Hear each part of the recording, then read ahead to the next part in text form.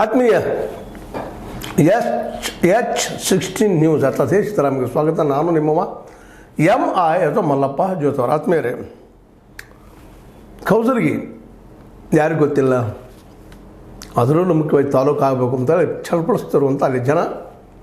ಆ ಒಂದು ಕ್ಷೇತ್ರದಲ್ಲಿ ಇವತ್ತು ನಮ್ಮ ಅರ್ಹ ವಿಭಾಗದ ಶಾಸಕರು, ಭಿಮುಲ್ ಅಧ್ಯಕ್ಷರು ಬಾಲಚಂದ್ರ ಜಾರಕಿಹೊಳಿ ಅವರು ದೊಡ್ಡ ಆರೋಗ್ಯ ಸೇವೆಗಾಗಿ ಕಟ್ಟಡವನ್ನು 12 ಕೋಟಿಗಳು ನಿರ್ಮಾಣ ಮಾಡಿದ್ದಾರೆ. ಅದನ್ನು ಲೋಕಾರ್ಪಣೆ ಮಾಡಿದರು. ನಿಜವಾಗಿಯೂ ಬಡವರಿಗಾಗಿ ದುಡಿ ವರ್ಗಕ್ಕೆ ಇದು ಮಾಡಿದ ದೊಡ್ಡ ಸಹಾಯ.